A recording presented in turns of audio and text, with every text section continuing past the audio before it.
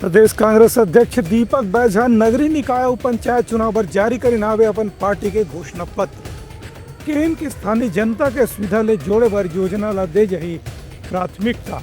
नगरीय निकाय और पंचायत चुनाव पर कांग्रेस के प्रदेश इकाई डाहर ले आज घोषणा पत्र जारी करेगी। प्रदेश कांग्रेस अध्यक्ष दीपक बैझा घोषणा पत्र जारी करते हुए कि इनकी नगरीय क्षेत्र के जनता से कांग्रेस पार्टी अलग अलग प्रकार के वादा करत है, जेमा निकाय में कांग्रेस के परिषद बने के बाद नगरीय क्षेत्र के जनता के हित में बहुत से कार्य करना है।